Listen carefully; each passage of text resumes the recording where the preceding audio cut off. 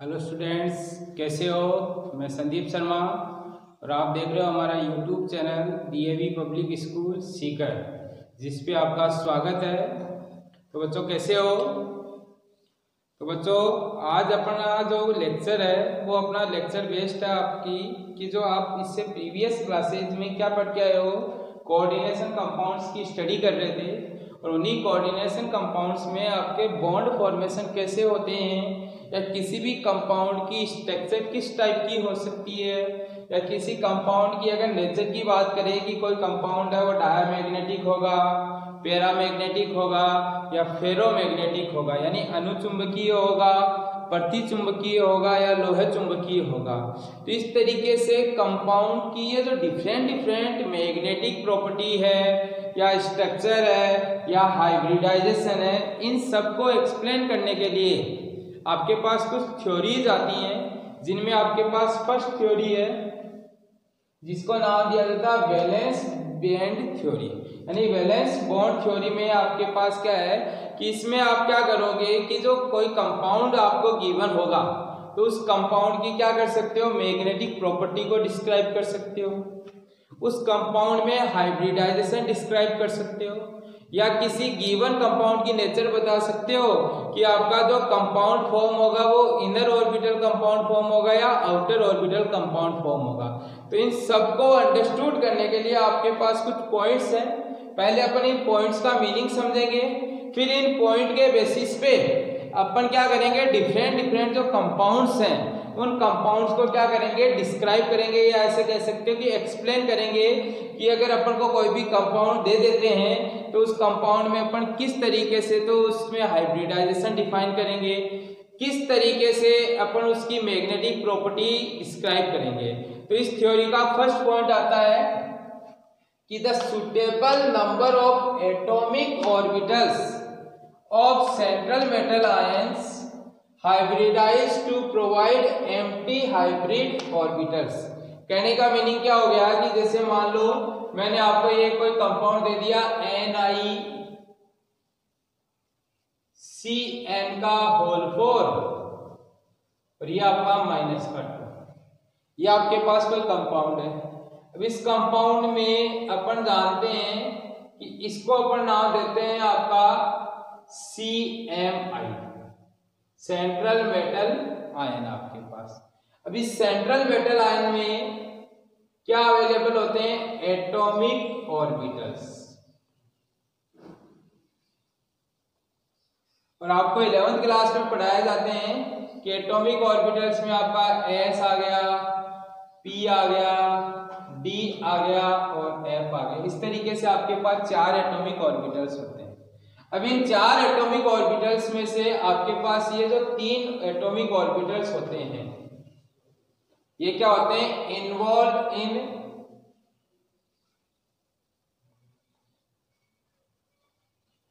Hybridisation.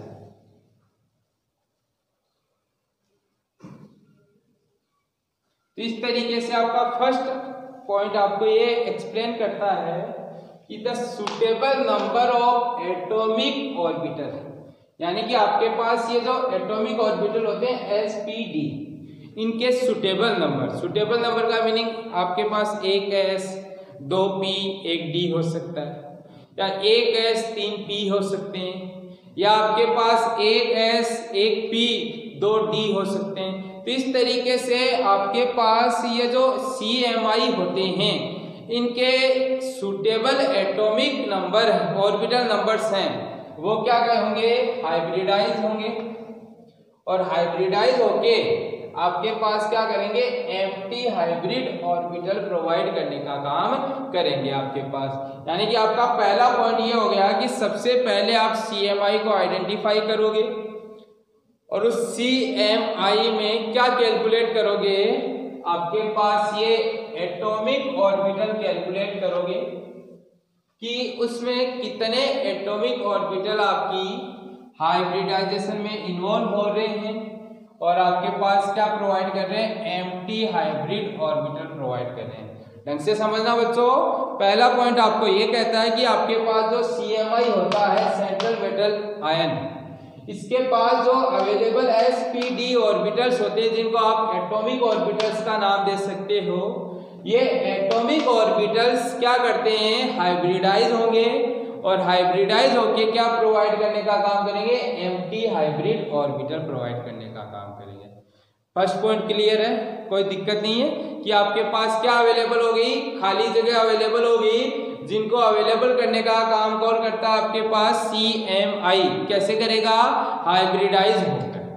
Second point क्या कहता है, these hybrid orbitals accept lone pair of electrons from the ligand and are directed towards the ligand position according to geometry of the complex। Second point आपका important है, आपके पास first CMI की बात हो गई, अब ये आपके पास क्या होता है, लिगेंड। ये जो लिगेंड है ये क्या प्रोवाइड करेगा, प्रोवाइड इलेक्ट्रॉन लॉन पेयर, और ये इलेक्ट्रॉन लॉन पेयर किसमें जाएंगे, आपके जो हाइब्रिडाइज ऑर्बिटल होते हैं उनमें जाएंगे, और उनमें जाने के बाद में आपके पास ये जो ऑर्बिटल्स हैं इन लिगेंड की पोजीशन के अकॉर्डिंग क्या होते हैं, अरेंज होते हैं, और अरेंज होंगे तो आपके पास इस तरीके की ज्योमेट्री बन सकती है, टेट्राहेड्रल। सेकंड आपके पास इस तरीके की ज्योमेट्री बन सकती है, स्क्वायर प्लानर, या आपके पास इस तरीके की ज्योमेट्री बन सकती है, ऑक्टाहेड्रल।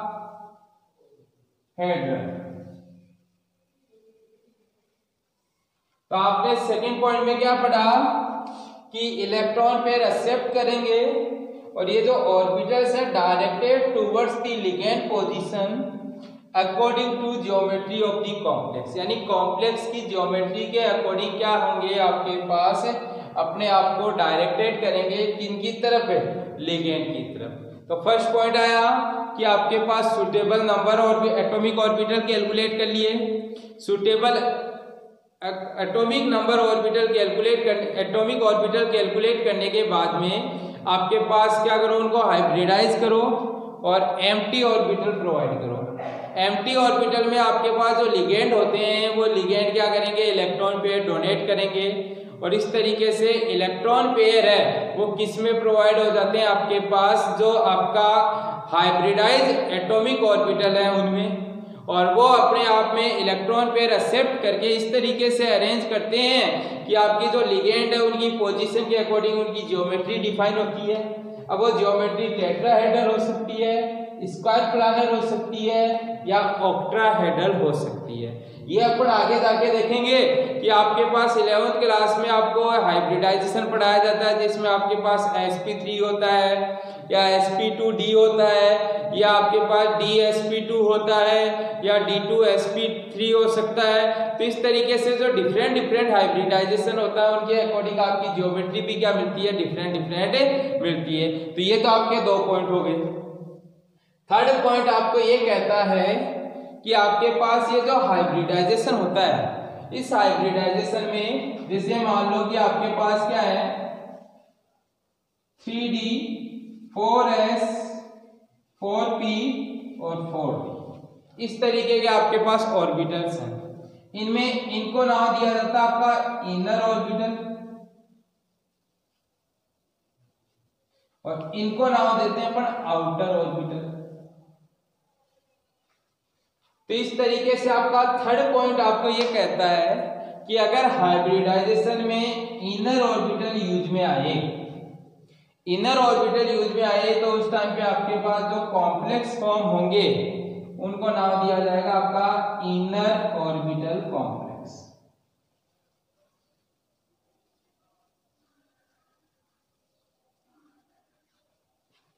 और अगर आपके पास आउटर ऑर्बिट काम में आए तो उनको नाम देंगे अपन आउटर ऑर्बिटल कॉम्प्लेक्स। क्या मीनिंग हुआ बच्चों? अगर आपके पास हाइब्रिडाइजेशन में किसी एटम के या CMI के इनर ऑर्बिटल यूज आए तो अपन उसको नाम देंगे इनर ऑर्बिटल कॉम्प्लेक्स, और अगर आपके पास आउटर ऑर्बिटल यूज में आए तो उनको नाम देंगे अपन आउटर ऑर्बिटल कॉम्प्लेक्स। इन इनर ऑर्बिटल कॉम्प्लेक्स का एक और नाम होता है इनको अपन लो स्पिन कॉम्प्लेक्स भी कहते हैं, और इनमें आपके पास क्या होता है हाई स्पिन कॉम्प्लेक्स भी होता है। तो ये इनकी क्या होती है प्रॉपर्टी के बेसिस पे इनको नाम दिया जाता है कि अगर किसी कॉम्प्लेक्स में सेंट्रल मेटल आयन के इनर ऑर्बिटल हाइब्रिडाइजेशन में यूज आ रहे हैं तो उस टाइम पे जो कंपाउंड बनेंगे उनको कहेंगे लो स्पिन कंपाउंड। और अगर किसी कंपाउंड के हाइब्रिडाइजेशन में आउटर ऑर्बिटल यूज में आ रहे हैं तो उनको नाम दिया जाएगा आपका आउटर ऑर्बिटल कॉम्प्लेक्स, या इन्हीं को अपन हाई स्पिन कॉम्प्लेक्स भी नाम दे देते हैं। ये आपकी हो गई थर्ड पॉइंट। फोर्थ पॉइंट आपका इंपॉर्टेंट पॉइंट है और इसका अपन क्या करेंगे मैक्सिमम यूज लेंगे।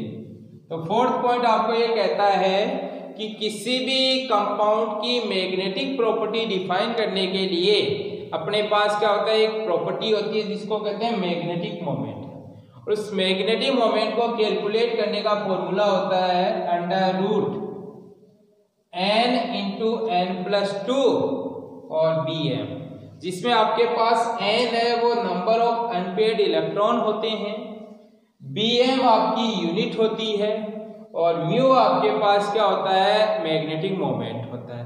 तब अगर आपके पास n पता हो तो म्यू निकाल सकते हैं, और अगर म्यू पता हो तो अपन क्या कर सकते हैं n की वैल्यू कैलकुलेट कर सकते हैं। तो अभी अपन क्या करेंगे कुछ क्वेश्चंस करेंगे और उस क्वेश्चन में देख बोला जाएगा कि डायामैग्नेटिक है या पैरामैग्नेटिक है ये देख के बताओ। तो अगर आपके पास किसी कंपाउंड की मैग्नेटिक मोमेंट की वैल्यू आपके पास अलग अलग आएगी तो अपन कहेंगे कि अगर उसमें बहुत कम या जीरो है तब तो आपके पास क्या है वो लो स्पिन कंपाउंड बनेंगे, या अपन ऐसे कह सकते हैं कि वो आपके पास कैसे कंपाउंड होंगे डायामैग्नेटिक कंपाउंड। अगर आपके पास किसी कंपाउंड का मैग्नेटिक मोमेंट हाई आया तो अपन कहेंगे कि वो कंपाउंड आपका क्या हो गया पैरामैग्नेटिक कंपाउंड फॉर्म हो गया। तो इस तरीके से आपके पास क्या कर सकते हो इनकी मैग्नेटिक प्रॉपर्टी को डिफाइन कर सकते हो। तो आपको ये 4 पॉइंट ध्यान रखने हैं और इन्हीं 4 पॉइंट के बेसिस पे अभी अपन क्या कर रहे हैं कुछ क्वेश्चंस को सॉल्व कर रहे हैं आपके पास। तो बच्चों अब जब आप क्या करोगे एप्लीकेशन ऑफ वीबीटी जब स्टडी करोगे, या ऐसे कह सकते हो कि वीबीटी के बेसिस पे अपन क्या करेंगे कंपाउंड की प्रॉपर्टी को डिस्क्राइब करेंगे, तो उस टाइम पे आपको 11th क्लास में कुछ चीजें पढ़ाई जाती है। उन्हीं चीजों में एक टॉपिक आता है हाइब्रिडाइजेशन। तो अपन हाइब्रिडाइजेशन के बेसिस पे क्या कर सकते हैं कंपाउंड की ज्योमेट्री डिफाइन कर सकते हैं। तो अगर किसी कंपाउंड में 8 s और 3 p ऑर्बिटल हाइब्रिडाइजेशन में यूज में आते हैं तो उस टाइम पे आपकी स्ट्रक्चर तो बनेगी टेट्राहेड्रल, और आपका जो कॉम्प्लेक्स फॉर्मेशन होगा वो कैसा होगा आउटर, इसी को कह सकते हो हाई स्पिन कॉम्प्लेक्स। ऐसे ही अगर किसी कंपाउंड के हाइब्रिडाइजेशन में 1 d 1 s और 2 p इन्वॉल्व हो जिसमें d आपका इनर हो तो उस टाइम पे स्ट्रक्चर बनेगी स्क्वायर प्लानर, और आपके पास जो कॉम्प्लेक्स बनेगा उसको नाम दिया जाएगा आपके पास इनर कॉम्प्लेक्स आपके पास। ऐसे ही अगर आपके पास क्या है कि अगर sp2d अगर आपके पास हाइब्रिडाइजेशन अवेलेबल है तो स्ट्रक्चर तो स्क्वायर प्लानर ही बनेगी, पर आपके पास उस टाइम पे कॉम्प्लेक्स फॉर्मेशन होगा वो कैसा होगा आउटर। तो ध्यान रखना अगर किसी कंपाउंड में हाइब्रिडाइजेशन dsp2 है तो इनर और sp2d है तो आउटर, पर आपकी स्ट्रक्चर क्या रहेगी सेम रहेगी स्क्वायर प्लानर। ऐसे अगर किसी कंपाउंड में आपके पास हाइब्रिडाइजेशन d2sp3 है तो आपके पास इनर कॉम्प्लेक्स बनेगा, स्ट्रक्चरल होगी ऑक्टाहेड्रल। अगर आपके पास sp3d2 हाइब्रिडाइजेशन है तो कॉम्प्लेक्स बनेगा आउटर और स्ट्रक्चर होगी ऑक्टाहेड्रल। ऐसे आपका एक स्पेशल कंपाउंड आएगा जब आप देखोगे FeCO का होल 5, इस कंपाउंड में आपको हाइब्रिडाइजेशन देखने को मिलेगा DsP3। उस टाइम पे आपकी जो स्ट्रक्चर होगी वो होगी ट्राइगोनल बाइपिरामिडल और आपके पास जो कॉम्प्लेक्स बनेगा वो बनेगा इनर कॉम्प्लेक्स। तो इन प्रॉपर्टी को या इन टर्म्स को ध्यान में रखकर आप क्या कर सकते हो, किसी भी कंपाउंड के हाइब्रिडाइजेशन से स्ट्रक्चर बना सकते हो और स्ट्रक्चर से हाइब्रिडाइजेशन। तो बच्चों ये आपका वीपीटी पे बेस्ड कुछ पॉइंट्स थे। नेक्स्ट लेक्चर में अपन क्या करेंगे, इन पे बेस्ड जो न्यूमेरिकल्स हैं उनकी प्रैक्टिस करेंगे। तो बच्चों नेक्स्ट वीडियो को देखने से पहले आप इस वीडियो को अच्छे से समझ लें, इसकी अच्छे से प्रैक्टिस कर लें और इसको अच्छे से लर्न कर लोगे तो आगे वाला जो लेक्चर है, जो सबसे इम्पोर्टेंट लेक्चर है आपके पास, उस इम्पोर्टेंट लेक्चर में आपको कहीं भी प्रॉब्लम नहीं आएगी। Thank you.